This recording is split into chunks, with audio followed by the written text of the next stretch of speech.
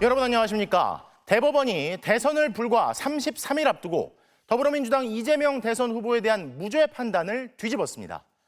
오늘 이재명 후보의 공직선거법 사건에 대해 2심 법원의 판단을 한 달여 만에 뒤집고 유죄 취지로 파기환송한 건데요. 당장 이재명 후보의 대선 가도가 멈추는 건 아니지만 대선 직전 국민의 선택에 앞서 대법원의 이례적인 행보가 겹치는 가운데 나온 판단으로 혼란은 이미 가시화됐습니다. 첫 소식 송정훈 기자가 보도합니다. 1심 유죄, 2심 무죄에 이은 대법원 판단은 다시 유죄였습니다. 대법원 전원합의체는 공직선거법 위반 혐의로 기소된 이재명 더불어민주당 대선 후보에게 무죄를 선고한 항소심 판결을 뒤집었습니다. 항소심 선고 이후 36일 만에 초고속 결정이었습니다. 심리에 참여한 대법관 12명 중 10명이 동의했습니다. 원심 판결을 파기하고 사건을 서울고등법원에 완송한다. 대법원은 주요 쟁점이었던 이 후보의 고 김문기 전 성남도시개발공사 처장 골프 관련 발언과 백현동 관련 발언을 허위사실 공표로 판단했습니다. 이 후보는 지난 2021년 12월 방송에 나가 고 김문기 전 성남도시개발공사 처장과 해외 출장 중 골프를 쳤다는 의혹의 근거로 제시된 사진에 대해 조작됐다는 취지로 말했습니다. 대법원은 해당 발언은 김문기와 골프를 치지 않았다는 의미로 해석된다면서 실제로는 해외 출장 기간 중 골프를 쳤으니 행위에 관한 허위 사실에 해당한다고 판단했습니다. 2021년 10월 국회 국정감사 당시 이 후보가 국토부 협박으로 어쩔 수 없이 백현동의 토지 용도를 변경했다는 발언에 대한 대법원 판단도 마찬가지였습니다. 과장된 표현이나 추상적 의견 표명이 아닌 사실의 공표라는 겁니다. 용도지역 상향은 성남시가 자체적 판단에 따라 추진한 것이었고 국토부가 성남시에 의무조항을 들어 압박한 일은 전혀 없었습니다. 대법원 결정으로 이 후보는 서울고법에서 다시 재판을 받아야 합니다. 서울고법은 대법원 판단 취지에 따라 유죄를 선고하고 추가 양형심리를 거쳐 새로 형량을 결정할 걸로 보입니다. 공직선거법상 벌금 100만 원 이상 형이 확정되면 선거에 출마할 수 없습니다. 한 달 남짓 남은 대선 투표일까지 형이 확정될 가능성이 극히 낮아 이 후보의 출마가 당장 막히는 건 아니지만 선거운동 과정에서 후보 자격을 둘러싼 논란에 직면할 거라는 관측이 나옵니다. MBC 뉴스 송정훈입니다. 전례를 찾기 힘든 속도전을 벌인 대법원은 전원합의체 회부 9일 만에 전격적으로 2심 판단을 뒤집었습니다. 정치적 논란을 해소하기 위해 빠르게 움직인다는 관측과 달리 결과적으로는 대법원이 정치에 적극 개입해 논란을 키우고 법을 명목으로 민주주의를 무력화시키려 한다는 비판까지 나옵니다. 이혜리 기자입니다. 이재명 더불어민주당 대선 후보가 선거법 항소심에서 무죄 판결을 받은 건 한 달여 전인 지난 3월 26일입니다. 대법원은 이틀 뒤인 3월 28일 사건을 접수했습니다. 4월 4일 윤석열 전 대통령 파면으로 조기 대선이 확정됐지만 대법원이 선고를 서두른다는 기류는 감지되지 않았습니다. 그러던 4월 22일 돌연 사건을 전원합의체로 넘긴다는 공지가 발표됐습니다. 조희대 대법원장의 결정이었습니다. 조 대법원장과 대법관 11명은 이례적으로 회부 당일부터 재판관들이 모이는 합의기일을 열었습니다. 그리고 불과 이틀 만인 24일 또 합의기일을 열었습니다. 통상 전원합의체 합의기일은 한 달에 한 차례 진행됩니다. 대법원은 두 번째 합의기일이 끝난 지 닷새 만에 선고일을 공지했습니다. 전례 없는 속도전이었습니다.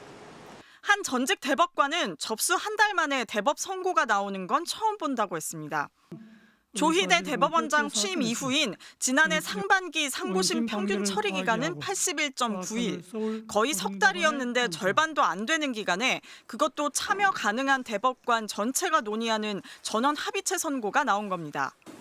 역대 세 번째로 대법원 선고 TV 생중계도 허용하면서 국민적 이목도 끌었습니다. 결과적으로 대법원이 정치에 깊숙하게 참여한 셈이 됐다는 지적도 나옵니다. 초고속 속도전으로 판을 깐 뒤 후보 등록 마감을 불과 열흘 남기고 특정 정당 대선 후보 자격을 박탈할 수 있는 상황을 만들었다는 겁니다. 그러니까 대법원이 이거는 엄청난 정치 행위를 한 거예요. 국민의 주권적 의사가 지금 야당 후보에게 엄청난 지지가 들어가 있는데 그런 상황에서 법이라는 이름으로 그 자격을, 후보 자격을 박탈하는 거예요. 그게 바로 법치주의가 민주주의를 박탈하는 무력화시키는 거예요. 선고 전까지 재판의 속도를 낸 이유를 설명하지 않던 대법원은 선고 직후 보도자료를 내고 공직선거법의 취지에 따라 신속하고 집약적으로 깊이 있는 집중 심리를 해 사건의 적시 처리를 도모했다고 했습니다. MBC 뉴스 이혜리입니다. 대선을 코앞에 두고 대법원이 무죄 판결을 뒤집은 논리도 살펴보겠습니다. 공교롭게도 반대 의견은 윤석열 정부 출범 전에 임명된 대법관들에게서만 나왔는데요.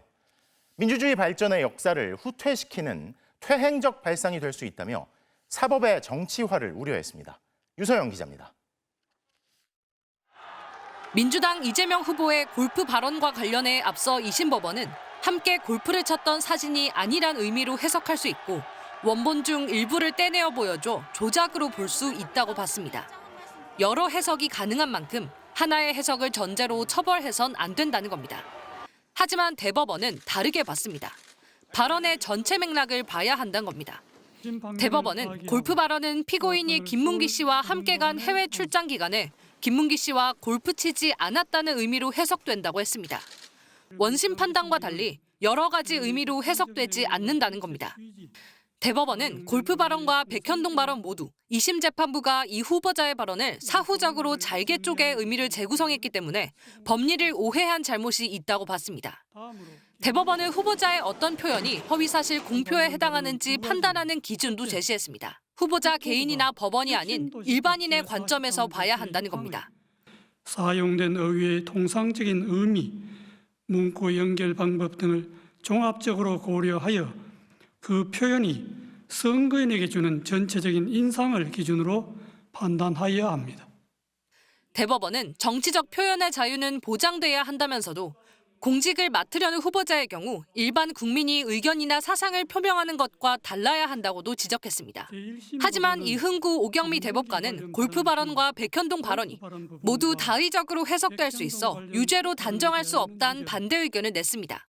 정치적 표현의 자유와 선거운동의 자유의 헌법적 의의와 중요성을 충분히 고려하지 않았고 의심스러울 땐 피고인에게 유리하게라는 형사법의 기본 원칙에도 반한다고 비판했습니다.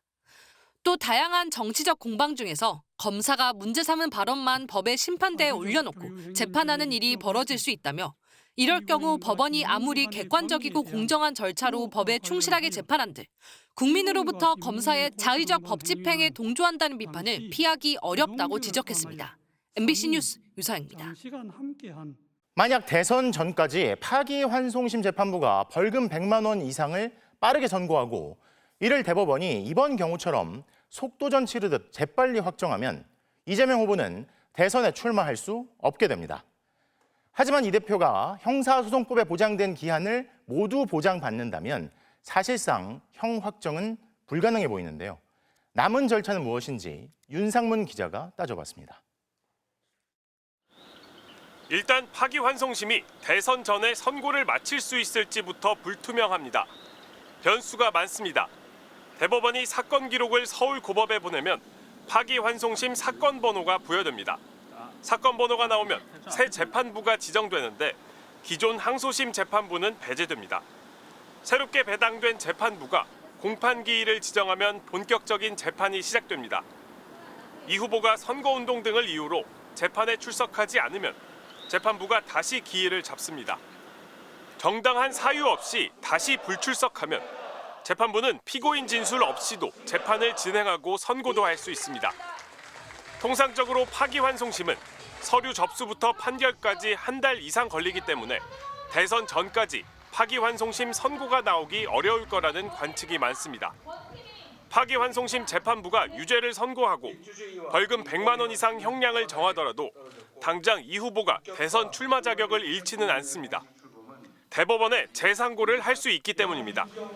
형사소송법상 이 후보가 대법원에 재상고장과 재상고 이유서를 제출하는데 27일 동안 시간을 쓸 수 있습니다. 대법원 재상고심 심리가 시작될 때까지 적어도 27일은 걸린다는 뜻입니다. 종합하면 대선 전까지 이 후보가 출마 자격 상실형이 확정되는 건 사실상 불가능합니다. 결국 혼란은 대선 이후에도 지속될 수밖에 없습니다. 만약 이 후보가 대통령에 당선될 경우 헌법 84조상의 불소추 특권이 재판에 적용돼 재판이 멈추는지부터 불분명합니다. MBC 뉴스 윤상문입니다. 자, 법조팀 이준희 기자와 좀 더 얘기해 보겠습니다. 자, 이 기자. 네. 이후에 재판 선고가 대선 전에 나지 않더라도요. 만약에 이재명 후보가 당선돼도 이 법원이 재판을 계속하려고 할 수 있잖아요. 그러면 이 판단은 누가 하는 겁니까? 네, 헌법 84조에는 대통령은 내란, 외환을 제외하고는 재직 중 형사상소추를 받지 않는다고 돼 있는데요. 그렇죠. 이때 형사상소추에 당선 이전에 받고 있던 재판을 포함할지 뺄지가 관건입니다. 형사재판 피고인이 대통령에 당선된 전례가 없다 보니 재판이 중단된다, 아니다 계속된다 의견이 갈리는데요. 네. 대법원이 오늘 선고를 하면서 이 부분에 대한 해석을 내놓지 않았거든요. 네. 지금으로서는 결국 해당 사건을 맡게 될 재판부가 계속 재판을 진행할지 말지 결정할 수밖에 없어 보입니다.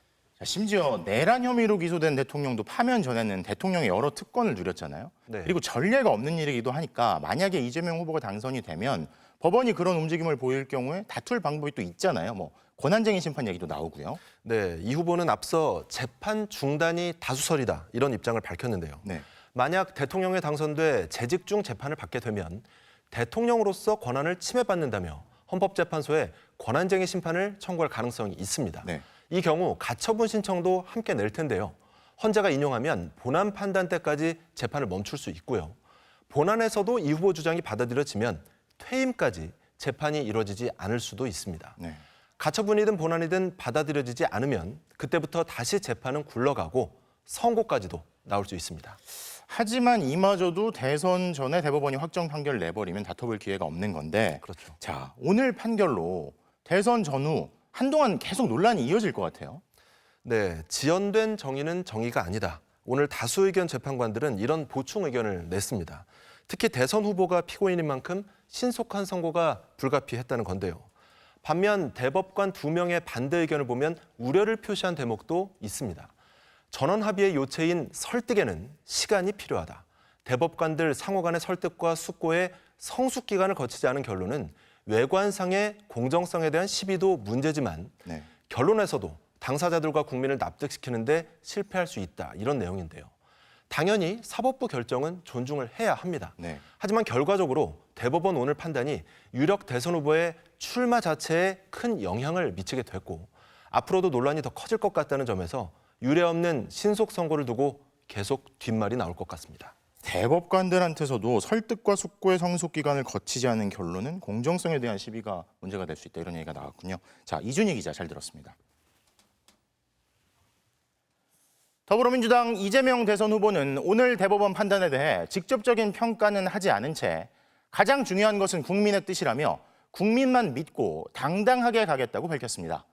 또 정치는 결국 국민이 하는 것이라며 오늘부터는 민주당의 험지로 꼽히는 지역들을 돌며 지지를 호소하기로 했는데요. 정상빈 기자의 보도입니다. 노동절을 맞아 비정규직 노동자들을 만난 더불어민주당 이재명 후보는 간담회를 마친 뒤에야 파기환송 판결 내용을 확인했습니다. 스마트폰으로 속보를 확인한 뒤 덤덤하게 취재진 앞에 섰지만 당황한 속내를 모두 감추진 못한 듯했습니다. 제가 생각했던 것과 전혀 다른 방향의 판결인데 중요한 것은 법도 국민의 합의인 것이고 결국 국민의 뜻이 가장 중요하다 이 말씀을 드리겠습니다. 정치권에서 곧바로 불거진 후보 교체론이나 후보 사퇴 요구에 대해선 국민의 뜻을 재차 강조하며 애둘러 선을 그었습니다. 정치적 경쟁자들 입장에서는 온갖 상상과 또 기대를 하겠지만 정치는 결국 국민이 하는 것입니다. 국민의 뜻을 따라야 되겠죠. 잠시 뒤 SNS를 통해서도 국민의 삶을 결정하는 일은 정치가 하는 것도 사법부가 하는 것도 아니라면서 오로지 국민만 믿고 당당히 나아가겠다고 거듭 강조했습니다. 이 후보는 5월 1일 노동절을 맞아 한국노총을 방문하고 노란봉투법 재추진과 정년 연장 추진을 약속한 데 이어 배달 택배기사, 급식실 노동자들을 만나며 노동계 표심을 겨냥했습니다. 파기환송 판결 이후에도 예정된 대권 행보를 그대로 소화했습니다. 곧바로 경기도 포천과 연천 접경지에 이어 강원도와 경북, 충북 등을 순회하는 3박 4일 지방 일정을 시작했습니다. 이재명 캠프는 예상치 못한 판결에 대한 당혹스러움도 잠시 대권 행보를 흔들림 없이 이어간다는 분위기입니다. 중도층 표심을 붙잡기 위해 판결의 부당성을 호소하고 보수 진영의 반 이재명 공세에 맞서 지지층 결집을 꾀하며 대응할 것으로 보입니다. MBC 뉴스 정상빈입니다. 오늘 대법원 판단에 대해 더불어민주당은 사법부가 명백히 대선에 개입하고 있다며 강하게 반발했습니다. 특히 마치 짜맞춘 듯 대법원 판단이 나온 지 1시간도 안 지나 곧바로 발표된 한덕수 전 총리의 사퇴를 두고도 비판이 이어졌는데요. 국회에 바로 연결하겠습니다. 자, 김재경 기자, 민주당 비상의원총회 열렸는데 어떤 대응 방안이 나왔습니까? 네, 민주당은 이재명 후보에 대한 대법원의 유죄 취지 파기환송 판결이 나온 직후 곧바로 비상의원총회를 소집했습니다. 오후 5시부터 1시간 반 동안 의원총회를 열었는데 대법원 판결에 대한 성토가 이어졌습니다. 한 대목을 들어보시죠. 3시에 대법원이 파기환송 선고하고 4시에 한덕수가 사퇴. 이 무슨 짜고 치는 고스톱입니까? 국민들이 모를 줄 압니까?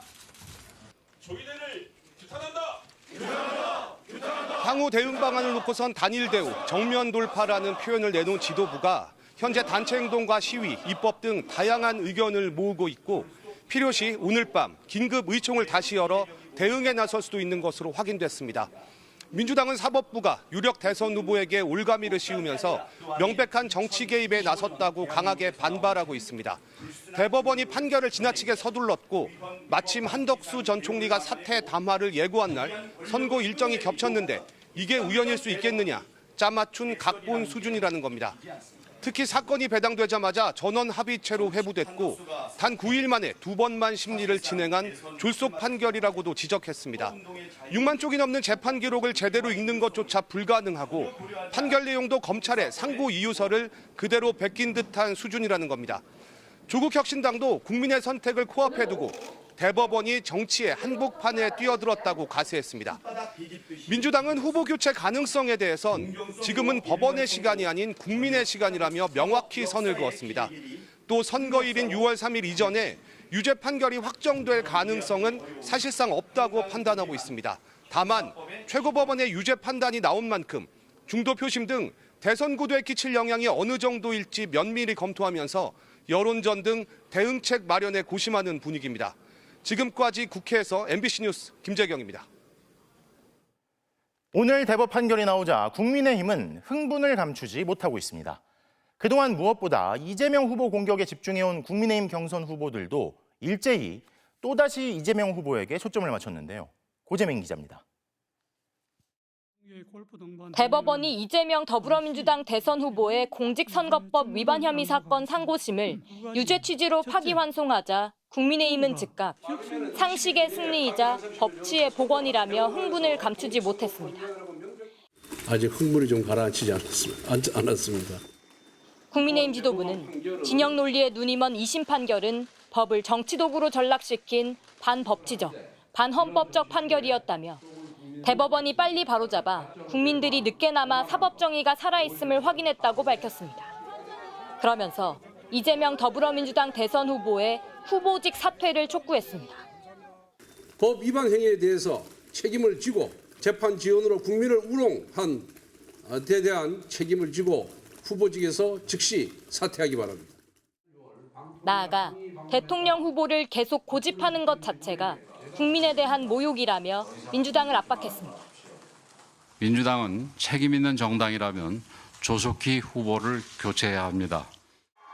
국민의힘 대선 경선 후보들도 일제히 대법원의 판결을 환영하며 이재명 후보의 사퇴를 촉구했습니다. 한동훈 후보는 이로써 이재명 후보의 거짓말 면허증은 취소됐고 동시에 정치인 자격도 박탈된 것과 다름없다고 했고 제가 목숨 걸고 싸워서 반드시 법원의 선고를 넘어서서 여러분의 선거로 이재명을 꺾겠습니다. 김문수 후보도 계속해서 얄팍한 거짓말로 국민을 속이려 든다면 국민이 직접 이재명 후보를 심판할 것이라고 말했습니다. 법이 얼마나 엄정하고 무서운지를 깊이 깨닫고 스스로 후보직에서 사퇴할 것을 촉구합니다. 이준석 개혁신당 대선 후보도 대법원의 판결은 이재명 후보에 대한 유죄 판단을 확정한 것과 다름없다. 피선거권 상실은 시간 문제라며 민주당이 후보 교체를 단행해야 한다고 한 목소리를 냈습니다. MBC 뉴스 고재민입니다. 대법원의 판단으로 33일 남은 대통령 선거 역시 영향을 받을 것으로 보입니다. 현재 가장 유력한 1위 후보에 대한 2심 무죄 판단을 뒤집고 국민의 참정권과 선택권을 사법부가 빼앗으려 한다는 반발이 거센 가운데 오히려 이번 판결로 사법 카르텔에 대한 불신이 커지고 지지세는 더욱 결집할 거라는 관측도 나옵니다. 이기주 기자가 보도합니다. 이재명 후보는 각종 여론조사에서 지지율 1위를 달리고 있습니다. 양자 대결이나 삼자 대결에서는 응답자의 절반 또는 그 이상이 지지 의사를 밝혔다는 조사 결과도 있습니다. 압도적인 지지세로 어대명, 어차피 대통령은 이재명이라는 말까지 나오고 있지만 대법원이 이 후보의 피선거권을 제한할 수 있는 판결을 내린 겁니다. 당장 국민의 참정권이 침해될 수 있다는 논란이 거셉니다. 170석이 넘는 제1당의 당원과 국민이 민주적 절차를 거쳐 대선 후보를 선출했는데 대통령 선거를 불과 한 달 앞두고 사법부가 대선판에 참전하는 게 맞느냐는 반론이 나오기 시작한 겁니다. 이런 점을 미리 의식한 듯 대법원은 국민의 선거권을 충실히 보장해야 한다는 취지라고 설명했지만 기득권 사법 카르텔의 국민 주권 침해다, 이재명 죽이기다 등의 반발은 끊이지 않고 있습니다. 이번 판결은 결국 국민 주권주의를 침해하는 판결입니다. 결국 이 판결대로 한다면 검사가 후보자를 선택할 수 있는 길을 열게 됩니다. 고등법원의 파기환송심 결과가 대선 직전에 나올 경우 대선판이 또 한 차례 요동칠 가능성도 있습니다. 일각에서 후보 사퇴나 후보 교체 주장이 나오는 이유이기도 한데 민주당은 후보 교체론을 일축하며 이재명 후보 체제로 대선을 치를 뜻을 분명히 했습니다. 이재명 후보는 경선을 통해서 선출된 민주당의 대통령 후보입니다. 이 후보를 그 어떤 사법적 시도가 있다 하더라도 결코 흔들리지 않을 것입니다. 이번 판결로 민주당과 진보 진영이 강하게 결집하면서 이재명 후보의 지지세가 더욱 공고해질 것이라는 관측도 나옵니다. 실제 비명계로 분류되는 고민정 의원은 대법원 판결 직후 SNS에 이재명 후보를 믿고 힘을 모아야 할 때다, 의심하지 말자라고 글을 올리며 이 후보에게 힘을 실어주기도 했습니다. 항소심 판결 불과 36일 만에 유력 대선 후보의 사법 리스크 프레임을 대법원이 다시 살려내면서 사법의 정치와 정치의 사법화를 둘러싼 잡음은 대선 기간 내내 끊이지 않을 것으로 보입니다. MBC 뉴스 이기주입니다. 대통령 권한대행으로서 차기 대통령 선거 관리에 최선을 다하겠다고 말했던 한덕수 국무총리가 오늘 전격 사퇴했습니다. 중책을 내려놓고 더 큰 책임을 지겠다며 사실상 대선 출마를 시사했는데요. 초유의 권한대행 사퇴가 일으킬 후폭풍에 대해선 아무런 언급도 없었습니다. 홍익표 기자가 보도합니다. 굳은 표정으로 브리핑실에 들어선 대통령 권한대행 한덕수 국무총리. 이어진 대국민 담화에서 전격 사퇴를 발표했습니다. 저는 이제 대통령 권한대행 국무총리의 직을 내려놓습니다. 한 전 총리는 국민이 겪은 갈등과 혼란에 대해 고통스럽게 생각한다면서도 협치의 기틀을 세우지 않으면 누가 집권하든 분열과 갈등이 반복될 뿐이라고 했습니다. 그러면서 당장 맡은 중책을 내려놓고 더 큰 책임을 지겠다며 사실상 대선에 나설 뜻을 밝혔습니다.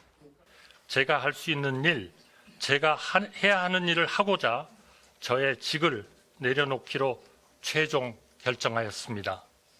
6분간의 대국민 담화를 마친 한 전 총리는 별다른 질의응답 없이 퇴장했습니다. 한 전 총리는 이 길밖에 길이 없다면 가야 한다며 사퇴의 변을 밝혔지만 그 길을 왜 자신이 가야 하는지에 대한 구체적인 설명은 하지 않았습니다.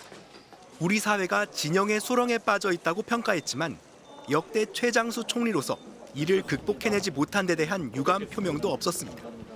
미국발 통상전쟁 대응을 지휘하는 최고 책임자의 자리에서 물러나며 닥칠 수 있는 국정 혼란에 대한 사과 역시 없었습니다. 한 전 총리가 사퇴하면서 대통령 권한대행직은 다시 최상목 경제부총리가 넘겨받게 됐습니다.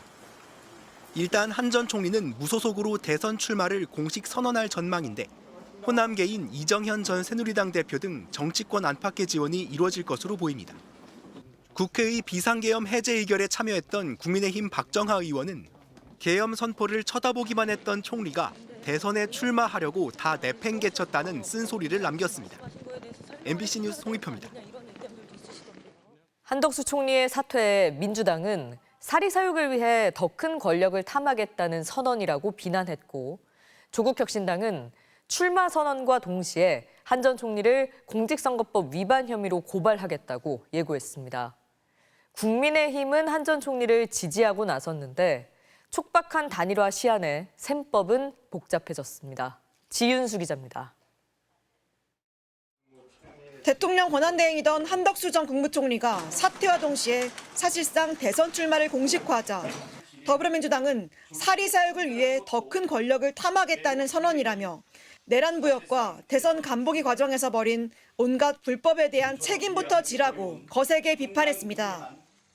윤석열 내란을 완전히 진압하고 잔불까지 철저히 밟아 끄는 것입니다. 그 길에 내란 대행 한덕수를 위한 자리는 없습니다.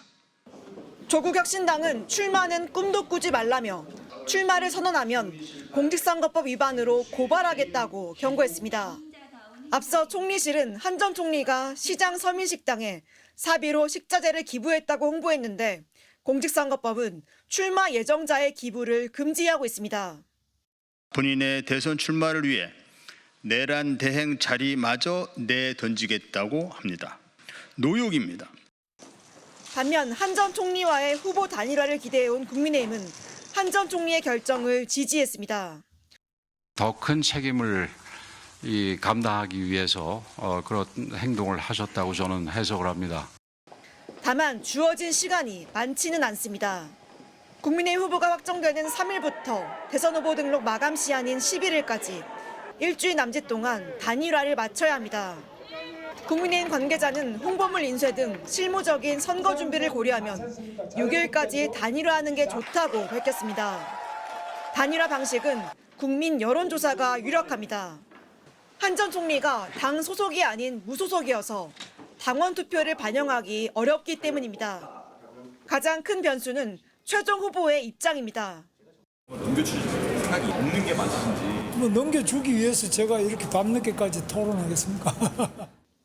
경선까진 당내 한덕수 추대론을 의식해 단일화 입장을 밝혔다 해도 최종 후보로 선출된 뒤 촉박한 일정 속에 한 전 총리 측과 협상을 벌이다 단일화가 혼선을 빚을 가능성도 있습니다. MBC 뉴스 지윤수입니다. 대선에 나서기 위해 사퇴한 한덕수 전 국무총리는 국가적인 위기 상황을 보며 오랫동안 고민한 끝에 이 같은 결정을 내렸다고 말했습니다. 하지만 12.3 비상계엄 이후 그동안 한 전 총리가 밝혀온 입장과는 반대되는 행보인데요. 한 전 총리의 과거 발언들을 팩트체크 알고 보니에서 이준범 기자가 따져봤습니다. 한덕수 국무총리는 자신의 사퇴가 국가적 위기를 극복하기 위한 것이라고 말했습니다. 저는 우리가 직면한 위기를 극복하기 위해 제가 할 수 있는 일, 제가 해야 하는 일을 하고자 저의 직을 내려놓기로. 하지만 12.3 비상계엄 직후 한 총리가 내놓은 입장은 위기 상황에 국정 공백이 없어야 한다는 거였습니다. 지금 무엇보다 중요한 것은 국정에 있어 한치의 공백도 있어서는 안 된다는 사실입니다. 국가의 안위와 국민의 일생이 한치 흔들림 없이 유지되도록. 윤석열 전 대통령이 국회에서 탄핵 소추된 당일에도 한 총리는 대국민 담화를 통해 같은 입장을 반복했습니다. 지금 무엇보다 중요한 것은 국정에 있어서 한치의 공백도 있어서는 안 된다는 것입니다. 공무원들에게도 국정 공백이 없도록 책임을 다하라고 요구했습니다. 모든 공직자 여러분께도 간곡히 당부드립니다. 지금 이 순간 우리 앞에는 정상적이고 안정적인 국정 운영이라는 절체절명의 과제가 놓여 있습니다. 그러면서 자신의 마지막 소임은 대통령이 없는 상황에서 국정을 안정시키는 거라고 주장했습니다. 안정된 국정 운영에 만전을 기하겠습니다.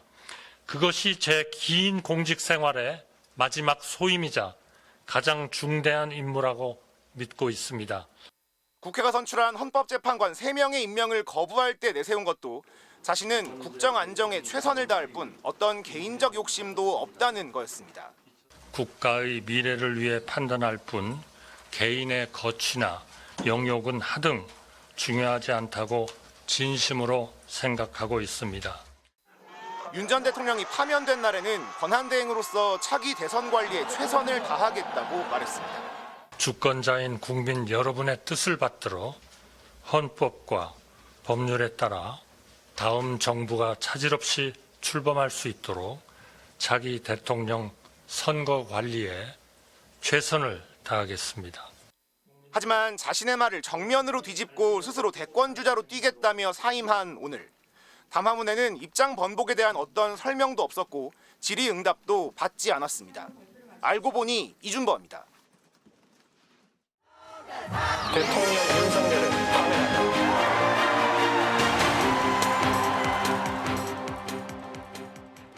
네, 대선을 앞둔 정치권 소식, 오늘은 정치팀 김상훈 기자와 살펴보겠습니다. 자, 김상훈 기자, 첫 번째 소식부터 볼까요? 이재명의 슬기로운 직장 생활. 민주당 이재명 후보가 노동절을 앞두고 어제 직장인들을 직접 만났죠? 네, 퇴근길 직장인들을 만나 이야기를 들었는데요. 거기서 오간 대화부터 함께 보시죠. 네.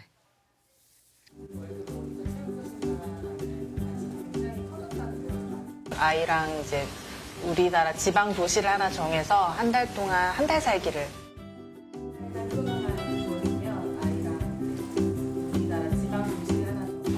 속았수다. 막 뭐라고 얘기했거든요. 네. 그러니까 드라마 좀 보면서 문 꽉 잠그고 전화 끊고 푹 자면서 그냥.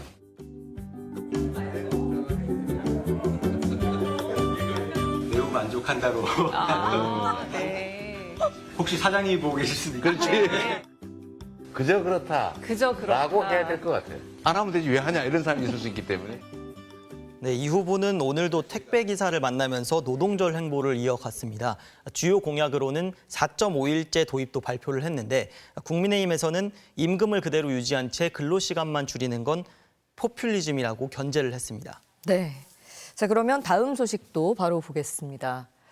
자, 국민의힘 당명을 바꿔라. 이건 어느 쪽에서 나온 얘기인가요? 네, 이낙연 고문이 이끄는 새미래민주당이 빅텐트를 꾸리려면 국민의힘 당명부터 바꾸라고 요구했다는 보도가 나왔는데요. 네. 이에 대한 대권 주자들 입장부터 들어보시죠. 문재인 정권에 있어서 주요 인사가 우리 국민의힘에 당명 변경까지 요구하는지 저는 이 상황을 이해하기가 어렵습니다. 남의 당의 당명을 뭐 어떻게 고쳐라라는 거 이거는 뭐 다른 집의 아이를 보고 그 이름을 고쳐라 이런 거하고 똑같은. 제가 이낙연 고문에게 물어보니까 해체 수준의 개혁을 하라고 요구했다. 오히려 당명 교체는 흔한 속임수다. 이렇게 말을 했습니다. 입장이 와전됐다는 설명입니다. 그러니까 정말 말 그대로 당명 교체를 요구했다기보다는 진짜 반성을 요구했다 이런 설명인 거네요. 네, 맞습니다. 사실 국민의힘은 당명을 여러 번 바꿨죠. 2017년 박근혜 정부 국정농단 사태 뒤 새누리당에서 자유한국당으로, 3년 뒤 미래통합당을 거쳐 2020년 총선 참패 뒤 국민의힘이 됐습니다. 다시 대통령 파면이란 위기를 맞았는데 국민의힘은 대선 전 당명 교체는 불가능하고 또 그럴 생각도 없다는 입장입니다. 네. 자, 그러면 마지막 소식 보겠습니다. 옛 친한계 김상욱의 한동훈 평가. 그러니까 김상욱 국민의힘 의원이 한때 친한계 의원으로 분류가 됐었는데 어떤 평가를 내놨습니까? 네, 조금 박한 평가를 내렸는데요. 일단 준비한 영상부터 보고 얘기 계속하겠습니다. 네.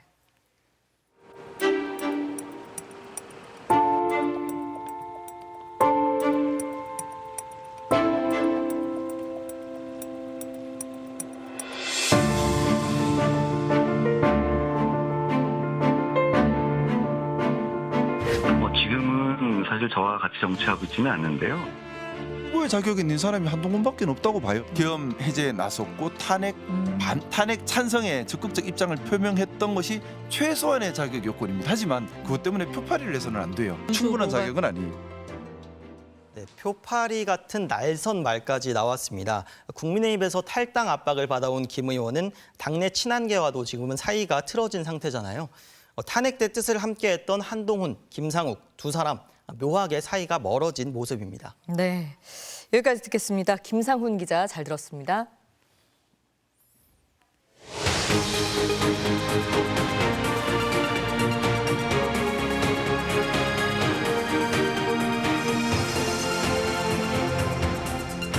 검찰이 윤석열 전 대통령을 직권남용 혐의로 추가 기소했습니다. 하지만 한 달 동안이나 사건을 검토하면서도 대면 조사나 재구속 시도는 하지 않았던 것으로 확인됐는데요. 조희원 기자의 보도입니다. 검찰이 윤석열 전 대통령을 직권남용 권리행사 방해 혐의로 추가 기소했습니다. 윤 전 대통령을 내란 우두머리 혐의로 구속 기소한 지 96일 만입니다. 검찰은 12.3 비상계엄 당시 윤 전 대통령이 군과 경찰에 부당한 명령을 내려 권리를 침해했다고 판단했습니다. 비상계엄 해제안 표결을 막기 위해 국회를 봉쇄하고 주요 정치인들을 영장도 없이 체포하라고 하고 선관위 업무를 방해한 건 불법이라고 본 겁니다. 소수의 병력 이동을 지시를 한 것이고 그 병력 이동 지시는 합법적인 것이기 때문에 군인들이 거기에 따른 것이고 검찰은 지난달 윤 전 대통령이 파면돼 형사상 불소추 특권이 사라져 추가 기소를 한 것이라고 밝혔습니다. 하지만 윤 전 대통령에 대한 직접 조사는 없었던 것으로 확인됐습니다. 지난 1월 공수처로부터 사건을 넘겨받은 뒤 구속 연장 신청을 했지만 법원이 2차례 불허해 조사를 못했는데 이번에도 조사 없이 재판에 넘긴 겁니다. 윤 전 대통령에 대한 재구속도 시도하지 않았습니다. 법원의 구속 취소에 심우정 검찰총장이 즉시 항고하지 않아 윤 전 대통령이 그냥 석방된 지 2달 가까이 돼갑니다. 검찰 관계자는 탄핵 심판이나 형사재판, 비상계엄 담화문에 윤 전 대통령 입장이 나와 있어 기소에 무리가 없다고 판단했다고 했습니다. 구속영장을 재청구하지 않은 건 형사소송법상 같은 범죄로 재구속할 수 없는데 내란과 직권남용은 사실상 같은 범죄라는 이유를 댔습니다. 하지만 다른 중요한 증거를 발견했다면 재차 구속이 가능합니다. 검찰이 직권남용 혐의로 비화폰 서버 압수수색 등 추가 수사를 하면서 재구속 사유로 삼을 증거를 발견할 가능성도 제기됐지만 검찰이 하지 않은 겁니다. 검찰은 현재 특별수사본부 체제를 유지하면서 비상계엄 직전 대통령실에 모인 국무위원에 대한 고발 사건 등 남아있는 수사를 마무리하겠다고 밝혔습니다. MBC 뉴스 조희원입니다. 김건희 여사에게 전해달라며 통일교 전 본부장이 건진 법사에게 건넨 선물이 고가의 그라프사 다이아몬드 목걸이와 샤넬백이었다는 정황을 검찰이 포착한 것으로 확인됐습니다. 하지만 물건들을 압수수색에서 발견하진 못했다는데요. 또 검찰은 압수한 김 여사의 휴대전화를 분석하고 있는데 정작 이 전화기는 과거부터 쓰던 게 아니라 윤 전 대통령 파면 이후 새로 개통된 기기라고 전해집니다. 류현준 기자가 보도합니다. 2022년 6월 윤석열 전 대통령과 함께 스페인 순방에 나선 김건희 여사의 장신구가 논란이 됐습니다. 목걸이는 6천만 원대 반클리프 앤 아펠, 귀걸이는 2천만 원 넘는 그라프 제품이란 말이 나왔는데 대통령실이 공개한 재산 내역에는 없었습니다. 검찰은 윤영호 통일교 전 세계본부장이 이후 건진법사 전성배 씨를 통해 김 여사에게 그라프사의 다이아몬드 목걸이를 건넨 것으로 의심하고 있습니다. 윤 전 대통령 취임을 전후한 2022년 4월부터 8월 사이 윤 전 본부장이 샤넬백을 전 씨에게 보낸 정황도 포착한 걸로 파악됐습니다. 윤 전 본부장이 윤석열 당선인과 독대했다고 한 직후입니다. 제가 3월 22일 날 대통령을 뵀습니다. 1시간 독대를 했습니다. 많은 얘기가 있었습니다. 다만 전 씨가 김 여사에게 선물을 전달한 구체적인 시기와 장소는 아직 특정하지 못한 것으로 알려졌습니다. 또 윤 전 대통령의 자택과 코바나 컨텐츠 사무실 등에 대한 압수수색에서도 목걸이와 샤넬백은 발견하지 못했습니다. 검찰은 이들 선물이 통일교의 캄보디아 사업을 위한 공적개발 원조 지원과 함께 윤 전 본부장을 대통령 취임식에 초청하는 대가였을 수 있다고 보고 있습니다. 윤 전 대통령 취임식엔 명태균 씨는 물론 극우 유튜버들도 대거 초청을 받았는데 윤 전 대통령 부부가 초청한 명단은 아직 공개되지 않고 있습니다. 검찰은 일단 압수수색으로 확보한 김 여사와 수행비서 2명의 휴대전화를 분석하며 건진법사와의 연결고리를 찾고 있습니다. 다만 김 여사는 지난해 명태균 씨의 연루 의혹이 제기된 뒤 전화번호를 바꿨고 관절이 나온 뒤엔 비화폰을 반납하고 신형 아이폰을 개통한 것으로 전해졌습니다. 김 여사 측은 없는 물건을 발견할 수는 없는 일이라며 선물 자체를 부인하고 있습니다. 하지만 검찰은 아직은 참고인 신분이더라도 김건희 여사에 대한 직접 조사는 불가피하다고 보고 있습니다. 또 윤 전 대통령이 선물에 대해 알고 있었는지 실제 특혜가 있었는지에 따라 윤 전 대통령도 검찰 수사 대상이 될 수 있습니다. MBC 뉴스 유현준입니다. 김건희 여사의 도이치모터스 주가 조작 의혹 재수사팀도 사실관계 파악에 착수했습니다. 서울고검 수사팀이 권오수 전 회장 등 주가 조작 주범들의 기소를 담당했던 초기 수사팀과 회의를 한 것으로 확인됐는데요. 주가 조작 세력과 김 여사의 연결고리를 찾을 수 있을지 주목됩니다. 박솔립 기자입니다. 김건희 여사의 도이치모터스 주가 조작 의혹 재수사를 결정한 서울고검이 최근 주범인 권오수 전 도이치모터스 회장 등 일당을 수사해 재판에 넘겼던 1차 수사팀과 회의를 진행한 것으로 파악됐습니다. 이 자리에는 1차 수사 당시 지휘 라인에 있었던 현직 부장검사도 참석한 것으로 확인됐습니다. 서울고검 재수사팀은 도이치모터스 수사를 사실상 이끌었던 초기 수사팀과 회의해서 사건 전반과 구체적인 사실관계 등을 확인한 것으로 전해졌습니다. 1차 수사팀은 2021년 12월 권 전 회장 등 주범 일당을 기소했고 1, 2심 공소 유지를 담당해 대법원 유죄 판단을 이끌어냈습니다. 지난해 10월 김 여사 무혐의를 주도한 이창수 서울중앙지검장 휘하의 수사팀이 아닌 초기 수사팀 의견을 들은 것은 의미가 있다는 분석이 검찰 안팎에서 나옵니다. 압수수색도 없었던 데다 한 차례 진행된 김 여사 조사 역시 경호처 부속 건물에서 비공개로 진행하는 등 부실 수사 논란을 빚은 2차 수사팀과 선을 긋는 행보로 해석될 수도 있습니다. 초기 수사팀도 주가 조작 주범 일당을 기소하면서도 김 여사 대면 조사는 여러 차례 시도했지만 성사시키지 못한 한계가 있습니다. 서울고검 수사팀은 우선 권 전 회장과 주가 조작의 컨트롤타워 역할을 했던 이종호 전 블랙펄 인베스트 대표 등을 불러 김 여사가 주가 조작을 인식했는지 등 재조사할 것으로 예상됩니다. 이들의 진술에 따라서는 김 여사 무혐의 처분 당시 논란이 컸던 7초 매도 등에 대한 검찰 판단이 달라질 수도 있습니다. 서울고검 수사팀은 신속한 수사 진행을 위해 앞서 수사를 담당했던 검사에 대한 파견 절차도 진행 중입니다. 파견을 최종 승인하는 건 법무부라 박성재 장관의 의중에 따라 충원 속도가 달라질 것으로 보입니다. MBC 뉴스 박솔립입니다. 윤 전 대통령 부부의 공천 개입 의혹 관련 핵심 인물인 명태균 씨가 어제 검찰 조사를 받은 뒤 국민의힘 윤상현 의원을 만난 것으로 확인됐습니다.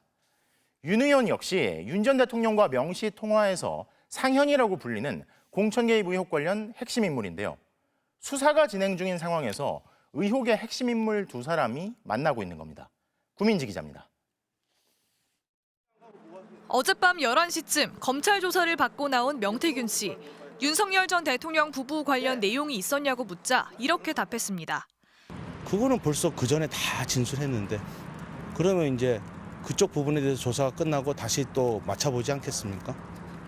명 씨가 이후 서울 강남의 한 우동집에서 윤상현 국민의힘 의원을 만난 걸로 확인됐습니다. 명 씨는 자신을 많이 좋아하고 아껴준 분이라 온 김에 인사차 연락했다고 했습니다. 사회에 혼란을 끼쳐 죄송하다고 하자 윤 의원이 고생했다며 안아줬다고 했고 TV에서 윤석열 전 대통령 자택 압수수색 뉴스가 나오자 대통령이 안타깝다고 말했다고 전했습니다.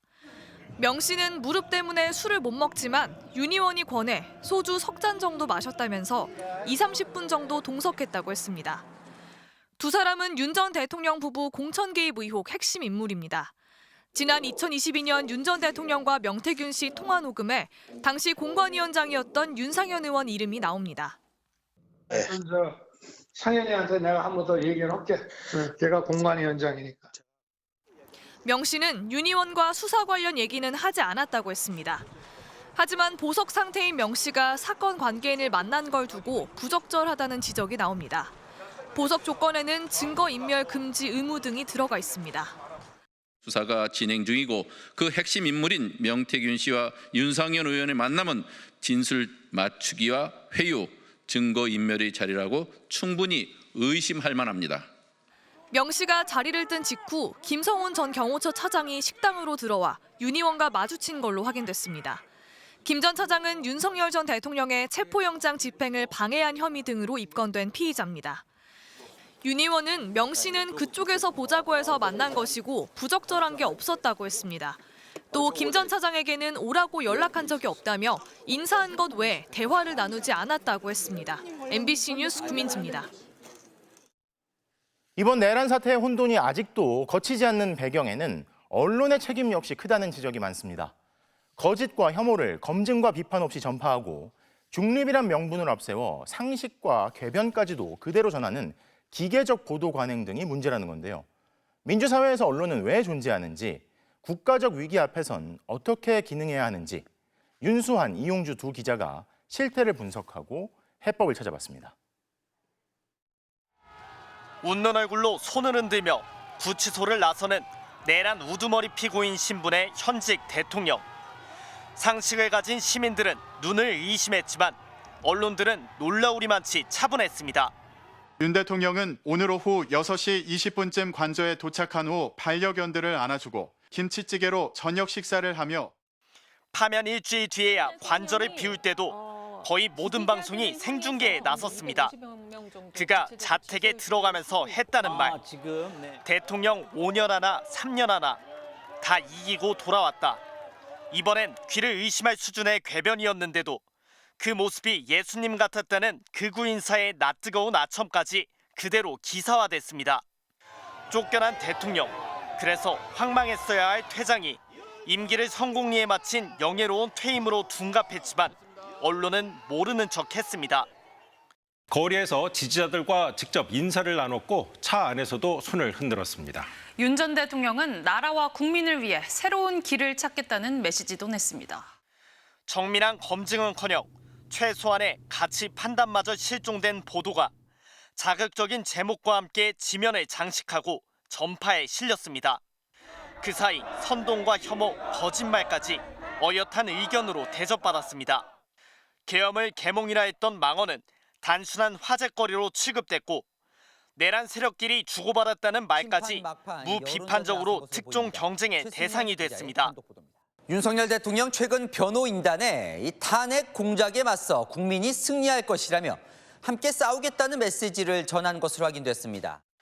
헌정을 뿌리째 뒤흔든 내란 사태에도 많은 언론은 쉬운 길을 택했습니다.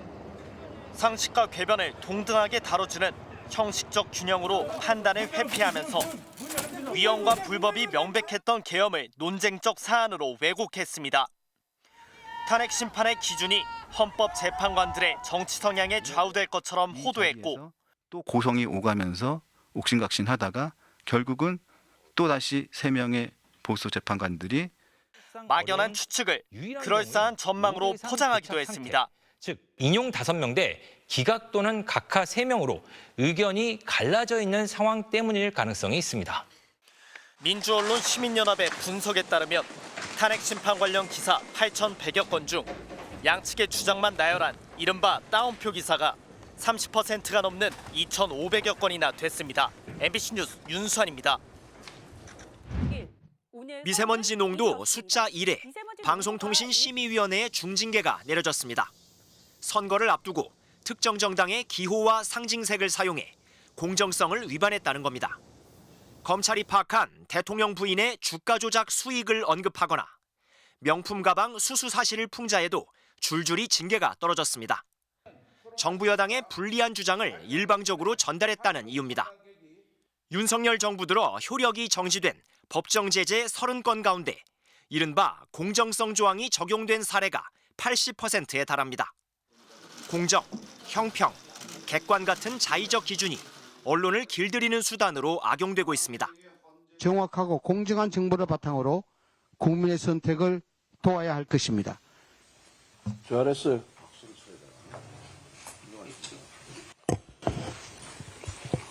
오늘 여기 언론인들이 많이 나와 계시는데 그 특정 언론사에 대해서는 비상한 조치도 취할 수 있다는 말씀을 드립니다.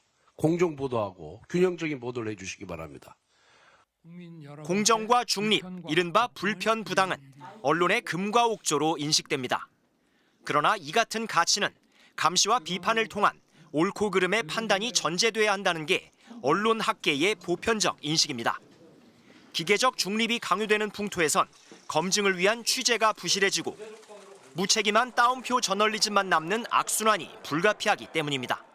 양 당사자를 동등하게 균형 맞춰서 다뤄주는 것이 공정한 것은 아니다. 옳은 거 옳은 대로 틀린 건 틀린 대로 다뤄주는 게 그게 진짜 공정한 거다. 양보다 중요한 것은 맞는 건지 틀린 건지를 취재를 통해서 검증하고 그것을 덧붙인 형태로 기사를 다루냐의 문제가 맞다 이런 거죠. 비상계엄 선포와 체포영장 집행 무산, 초유의 법원 침탈까지 민주주의를 심각하게 위협하는 국면에서도 언론의 고질적 관행은 바뀌지 않았습니다. 반헌법, 반민주 세력에게는 발언의 기회를 박탈해야 한다는 강경한 목소리도 나옵니다. 3, 4년 뒤에 또 다른 내란 세력이 다시 권력에 들어올 수 있다는 어떠한 교훈을 주거든요. 그러니까 그들에게 마이크를 줘서는 안 된다는 말은 그들의 정치 세력화를 위한 프로파간다 재료로 이용이 된다는 것이죠. 지금 같은 시기에서는 그것이 굉장히 위험하다고. 부정선거 음모론이 광장을 폭력으로 물들였던 미국 의사당 점거 폭동. 사태의 심각성을 고발하는 데 미흡했다는 미국 언론의 자성은 이제야 시작됐습니다. 그리고 4년 만에 트럼프는 귀환했습니다. MBC 뉴스 이용주입니다. 징검다리 연휴 시작인 오늘 해외로 여행 가시는 분들도 많을 텐데요. 오늘 공항 SK텔레콤 부스 앞은 출국 전에 유심을 교체하려는 시민들로 하루 종일 붐볐다고 합니다. 인천공항 상황 알아보겠습니다. 조건희 기자, 지금 상황은 어떻습니까? 네, 지금은 저녁 비행기 탑승을 위한 수속을 거의 다 마친 시각이라 한산해진 모습입니다. 조금 전까지만 해도 제 뒤로 보이는 임시 로밍센터 앞에는 유심을 바꾸려는 사람들이 꼬리에 꼬리를 물고 있었는데요. 출국 전에 유심을 못 바꿀까 봐 평소보다 훨씬 일찍 공항을 찾은 경우가 많았습니다. 한 1시 정도에 오늘 원래 비행기 6시인데 이거 SKT 줄 길 수도 있다고 그래가지고 일단 한 몇 시간 일찍 왔거든요. 출국 시간이 다가오는데 줄이 줄지 않자 직원에게 다른 창구를 묻기도 합니다. 거기는 줄 얼마나 서 있는지 모르겠어요. 거기는 여기보다 기계가 많이 없다고 좀 급하신 분들은 저희가 기계를 보내드리고 있어요. 유심 보호 서비스를 사용하면 해외 로밍이 차단되는 터라 SK텔레콤은 유심을 공항으로 우선 배정해 당일 출국자에게만 교체해주고 있는데요. 짧게는 30분에서 길게는 2시간까지 줄을 서야 하지만 출국자들은 해킹을 당할까 불안한 마음에 기다릴 수밖에 없습니다. 이거부터 해야 되겠다 싶어가지고 바로 여기로 왔어요. 불안하잖아요. 외국에 나가는데 다 털렸다 하니까 불안해서 그래도 유심 교체를 해가지고 나가는 게 안전할 것 같아서. 인천국제공항은 이번 연휴 동안 하루 평균 10만 명이 출국할 것으로 예상했습니다. 도심에선 유심 재고가 바닥이라 탑승객들이 미리 바꿔올 수 없기 때문에 오늘같이 혼잡한 상황은 당분간 계속될 것으로 보입니다. 지금까지 인천국제공항에서 MBC 뉴스 조건입니다. 가뜩이나 유심이 부족한데 일부 대리점에선 보조금으로 신규 가입을 영업해 비난을 받기도 했죠. 결국 정부가 유심 공급이 안정될 때까지 신규 가입을 받지 말라고 행정지도에 나섰습니다. 김윤미 기자입니다. SK텔레콤에서 유심 정보가 유출됐다고 알려지자 며칠간 촌극이 벌어졌습니다.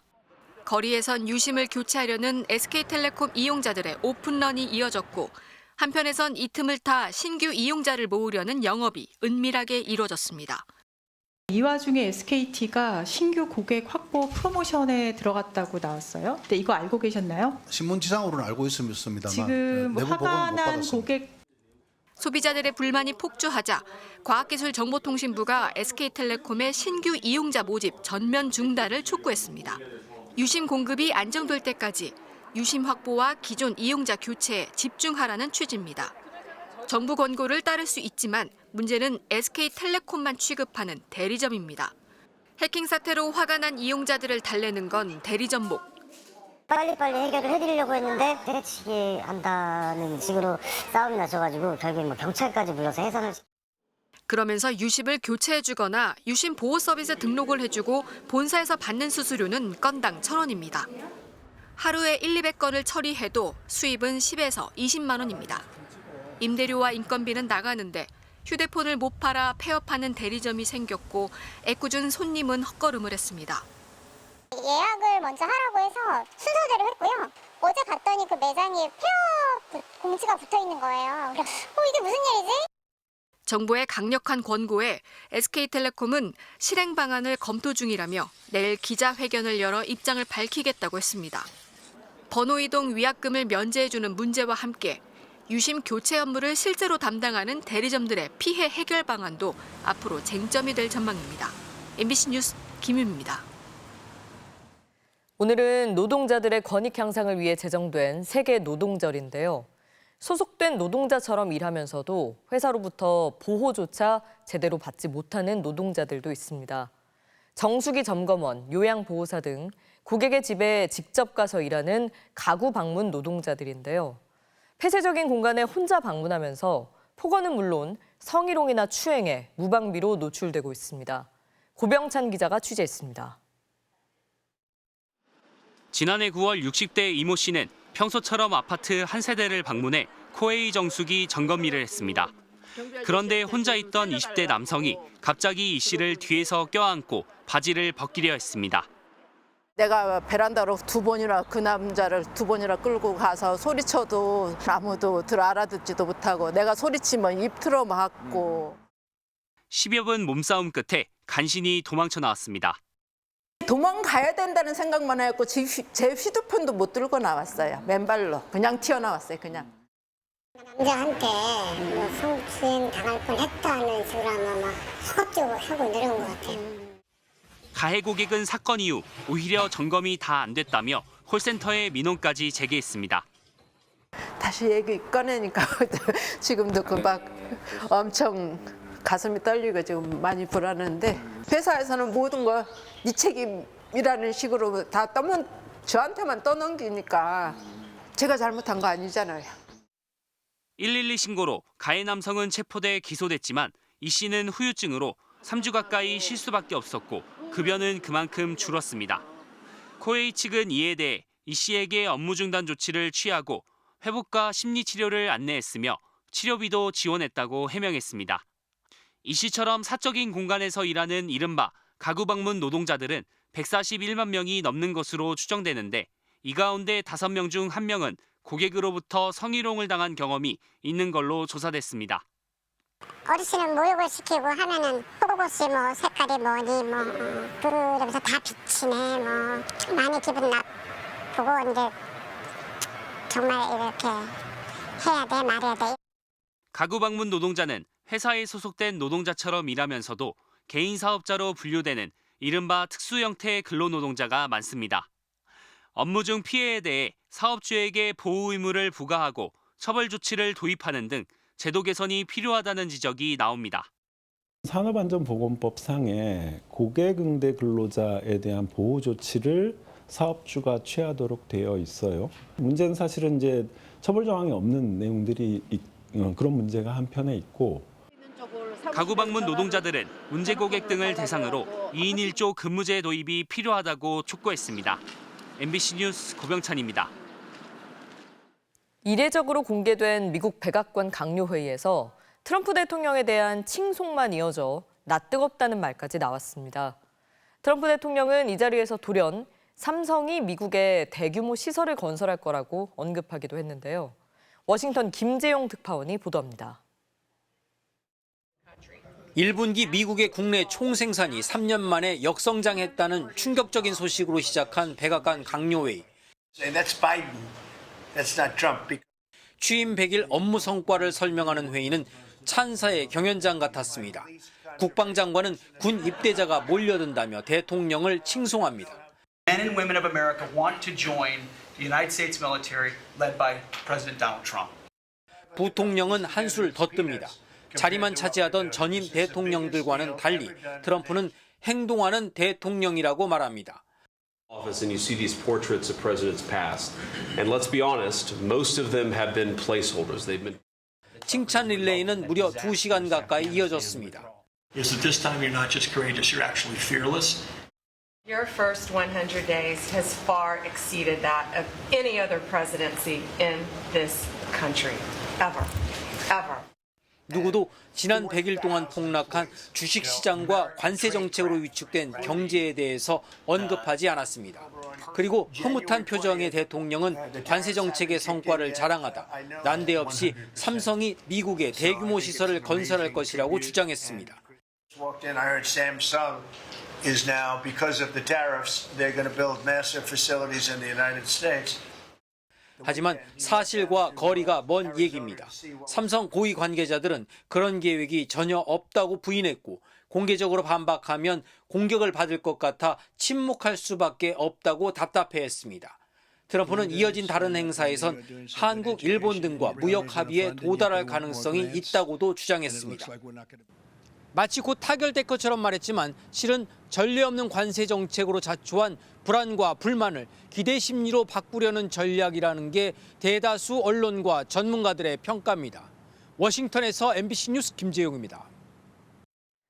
멸종 위기종이자 얼굴에 미소를 지은 듯 보여 웃는 고래라고 불리는 토종 돌고래 상괭이가 최근 남해 앞바다에서 자주 목격되고 있습니다. 먹이 사냥을 하고 구애 활동을 벌이는 진귀한 모습이 카메라에 포착됐는데요. 차현진 기자가 현장 취재했습니다. 한려해상 국립공원 생태조사선이 흰 물보라를 일으키며 힘차게 나아갑니다. 토종돌고래 상괭이를 관찰하기 위해서입니다. 저기 보였다. 보셨죠? 기자님 보셨대요. 상괭이들이 수면 위로 힘차게 뛰어오릅니다. 여러 마리가 빠른 속도로 헤엄치는 모습도 보입니다. 육지에서 15분가량 배를 타고 나왔는데요. 최양도 앞바다에서 상괭이가 목격되고 있습니다. 지난해 이곳 한려해상 국립공원에서만 상괭이가 1000번 넘게 출현한 것으로 집계됐습니다. 봄부터 초여름 사이는 상괭이들이 번식을 시도하는 시기입니다. 최근엔 짝짓기를 위해 두 돌고래가 서로의 주위를 맴돌며 유영하는 모습이 카메라에 담기기도 했습니다. 국제 멸종위기종이자 국내에서도 해양 보호생물로 지정된 상괭이의 구애 활동 모습은 매우 보기 힘든 희귀한 장면입니다. 그런데도 이곳에선 상괭이들을 여럿 관찰할 수 있는 이유. 예로부터 사천 앞바다는 죽방염 멸치어업으로 유명합니다. 다른 근해업 현장과 달리 친환경적으로 조성된 어장이라 사람들 활동이 덜하고 작은 물고기들도 많습니다. 이제 먹이 자원이 좀 풍부하고 또 다른 지역에 비해서 어떤 자기 생명이나 위협을 주는 그런 오구라든지 어망 같은 게 상대적으로 좀 작기 때문에 실제로 먹이 사냥을 위해 물고기를 뒤쫓는 상괭이 모습이 종종 관찰되기도 합니다. 한려해상 국립공원이 상괭이의 중요한 서식지로 확인되었습니다. 국립공원의 가치를 높이기 위해 서식지 보전에 최선을 다하겠습니다. 국립공원공단은 관찰 자료를 토대로 상괭이 개체수를 안정적으로 늘려갈 방안을 연구할 계획입니다. MBC 뉴스 차현진입니다. 프로농구 챔프전은 SK의 창과 LG 방패의 대결이 예상되는데요. 팀 색깔이 정반대인 두 팀 감독과 선수들이 유쾌한 신경전을 펼쳤습니다. 손장훈 기자가 전합니다. 정규리그 최단기간 경기 1위를 차지하고 2년 만에 다시 정상을 노리는 SK. 그리고 11년 만에 4강 플레이오프를 뚫고 사상 첫 우승에 도전하는 LG. 4번의 챔프전을 경험한 SK 전희철 감독이 먼저 포문을 열자 SK가 쉽다는 얘기를 이제 하셔가지고요. SK는 승이라고 표현을 하고요. 그리고 LG는 르그라고 표현을 하더라고요. 르그들이 착각을 하고 있구나. 챔프전이 처음인 LG 조상현 감독은 뒤끝 있다고 맞받아쳤습니다. 뒤끝이 많으시네요. 쉽다라기보다도 한번 도전해볼 만한 팀이 아닌가라는 생각을 하고 있고요. 김선영, 안영준 등 경험 많은 선수들과 득점 1위 원위까지 달리며 최고의 속공을 펼치고 있는 SK와 유기상, 양준석 등 20대 신예 선수들의 패기를 앞세워 최소 실점을 기록한 LG의 챔프전은 말 그대로 창과 방패의 대결. 두 팀 선수들도 신경전을 이어갔습니다. 챔프전에서 선영 형이랑 붙게 된 거에 대해서 정말 일단 영광으로 생각을 하고 있고 제가 뭐 패스나 수비적인 부분에서는 제가 형보다 훨씬 앞설 수 있지 않나 생각합니다. 저의 챔프전을 보고 자랐으니까 거기에 맞게끔 또 활약을 보여주는 게 맞다고 좀 생각이 들고요. 후배가 도전을 했으니까 챔프전에서 한번 제대로 한번 좀 즐겨보도록 하겠습니다. SK는 4강 플레이오프에서 부진했던 정규리그 MVP 안영준의 부활을, LG는 파워포워드 포지션에서 우위를 가진 타마여의 활약을 챔프전 승부처로 꼽았습니다. MBC 뉴스 손장훈입니다. 롯데 고승민의 인정 2루타 장면입니다. 마치 화살이 꽂히듯 담장 밑에 쏙 제대로 박혔습니다. 목요일 밤 스포츠 뉴스였습니다.